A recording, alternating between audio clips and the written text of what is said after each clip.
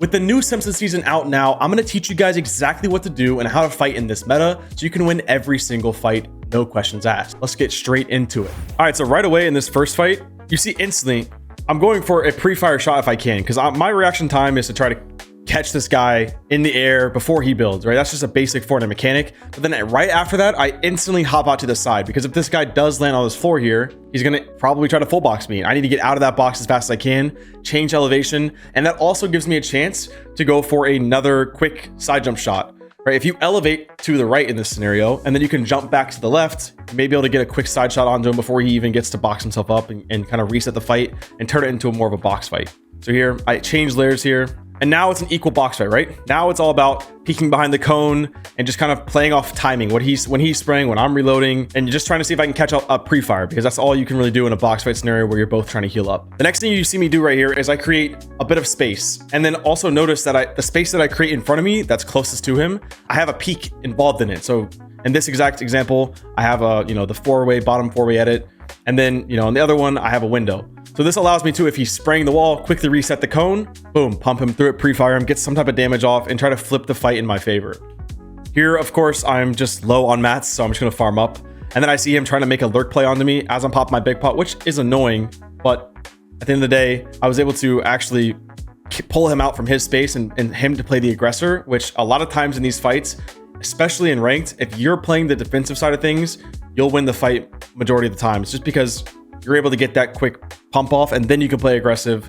When it's the stable ground, like both of you guys are 150 HP, both of you guys are, a few mats each, that's when it gets a little bit interesting and can just be either a stalemate or, the aggressor typically loses. Me playing the defensive role here definitely helps. And here, I'm just gonna go up to the top because I'm gonna try to get a different angle. Clearly, I can't spray through the build. I don't have enough materials really. I have a decent amount of bullets, but I'm not really thinking that at this moment. I just know that I need to be able to continue to apply pressure from multiple sides, and the easiest way to do that is just by going up and smacking the roof that he doesn't have access to. So doing that, and then you'll see here I put the wall down and then I smack cone floor. I try to do it at the same time, but I mess up my build placement and my timing a little bit. But if you can get both the cone through and the floor grab at the same time, that's an important mechanic to practice. I try to execute that, doesn't work exactly, but he ends up not being in this box anyways. So now I'm just trying to poke around, see where he is, right? You can see here, I edit the right-hand window. I'm trying to spray and clear the space, but do it safely because I know I'm at a limited amount of mats and obviously low HP. So I end up finding him. He kind of squirms out of the box, and now it's just a chase until, we run back into each other. And then here, as you can see, go straight into I pretty much run right into his shot, which is unlucky, but at the same time, that's what I was saying earlier. When you start to play the defensive side, you kind of start to win, right? Like that guy, I'm playing defensive, he runs at me, I'm able to put him into a weird position because he's coming into my defensive holds, my pieces. And then again, I start to play aggressive, he starts to play defensive, and then he gets me low. So it's kind of like a back and forth game of cat and mouse, but ultimately the fight kind of just ends in a simple pre-fire. And all I'm doing here at the very end is just kind of pressuring both walls. Again, the same concept that we did when I was going to the top of the boxes to try to pickaxe down and grab it with the cone floor replace. It's the same type of concept here. I'm just trying to pressure as many walls as I can to force him into making a play that puts him in a bad position. So again, he just opens up and I go for an easy pre-fire and take him out. All right, so in this next fight here, this is a scenario that I know a lot of you guys are often in. You don't have a lot of mats, you have a minimal amount of heals. I've got 9 bandages to my name, and the guy's got the jump shot on me, so he's got the first shot. I don't even know where he is exactly. I know his visuals are over there, and he's got the high ground on me. So I'm at a lot of a disadvantage here, but I end up taking control pretty simply, and I'll show you how. So first things first, using your ramps, of course, is very important. Build and protect yourself. But you can see here, I'm applying a constant pressure by pushing forward towards him. No matter if he hits my shield, I'm kind of just hoping that he doesn't crack me or break me down to low white HP. But I'm applying constant pressure by pushing closer towards him. And then I see there's an open gap space for me to side jump in. So I take the opportunity to do that. And then with the new mechanics and the windows that you can break, I jump right through. Before I do that, I grab the piece, which is very important. And then I start to try to hunt the player down. Now, here's something that I know a lot of you guys will try to do. A lot of you guys, when you're chasing somebody down, is you start to follow through the building. You're trying to follow on their exact footsteps. But I mean, unless you're on 90 ping, maybe you could do that. But if you're anything lower than that, 20, 30, 40 ping, you can definitely grab walls where, a player might not even be holding it in general. So as you can see here, I start to consider just chasing him through, trying to see if I can finish the fight quickly. Then I realize, wait, I can just take the wall grab it, and be able to get my own space and not feel like I'm always in his piece. So I do that. I take my time and I grab a wall. Notice that he's on this brick wall here. And again, I go for a bait right hand peek. I make him have to make the bad angle here. And with this stair in my box already, the stair to my right, you know, he can't place a cone. He can't steer me off. It's kind of lucky that, not that it was there, but it's good to have a piece in your box, of course. So he really can't do anything to me. And I'm able to just smack this wall on a right hand peek and bait him out. And of course, as you can see there, he goes a little bit too far on the side jump. And it's a pretty easy box at the end. It's just to take him out. Now we're in another fight where we don't have heals. We've got a decent amount of materials and the player has high ground on us. So this is another scenario where I feel like a lot of you guys will encounter it, especially in this season.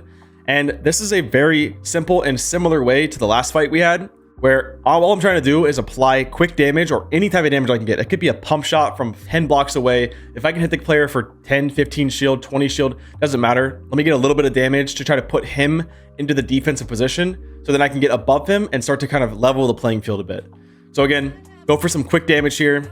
I end up getting it. Of course, I will pause it here because this guy is not the hardest player to beat, okay? I'll be honest, he didn't really pull out too many moves, but the keynote is important. You know, I went for early damage and I was able to push up to him without him putting a ton of pressure back onto me because I was doing it so quickly. And I just turned it into a quick box and a little one pump. And that's a very crucial kill to be able to pull out of your bag of moves, right? To be able to push towards somebody quickly, get a pop damage off, then flip the wall, go for a one pump or go for a high damage shot, and be able to do that consistently is something that you have to work towards training to. You know, you have to practice to get to that point. But maybe it's not a move you pull out too often because a lot of times players will try to build back or to counterpiece you. But just being able to do it quickly, finish fights quickly, is a trait that I want all of you guys to try to work towards. Even if you're killing bots, take pride in the fact that you can quickly eliminate a fight or finish the fight, fast. All right, so coming into the next fight, this player is above me, I believe, or at least on my level. So I know instantly right away, I need to try to elevate as fast as I can. I'll go for a little triple edit play to try to get above him. It ends up working out just fine. I'm able to identify exactly where he's at. And then from there, I'm going to be using the broken revolver that's now in the game, easily damaging, replacing his walls, trying to put pressure onto him. Now, again, once you get control on high ground, you can start to put pressure on in so many different ways and just catch the player off guard in so many different ways. High ground is one of the most important factors to winning these fights in ranked efficiently without burning all your heals, all your mats. If you can control high ground and have it for a long time, you're going to win, I would say, every single fight, if you play it right. So again, I have the high ground now. Now this guy's boxed up. He's waiting for me to be the aggressor here. I simply go for a wall grab and I make the bottom 4 right edits pretty basic. And I go for a nice little 163 pump. Not too bad. And then on the last play here, same edit again, but I swing left real quick while I'm editing it and then swing back out right to make sure that my player model is not in the line of his crosshair, because obviously he cracked me in the first shot and I want to make sure the second shot is a little bit more clean, and I was able to clean him up, finish the fight quickly. And again, being able to do these things, it's not flashy, it's not super mechanical.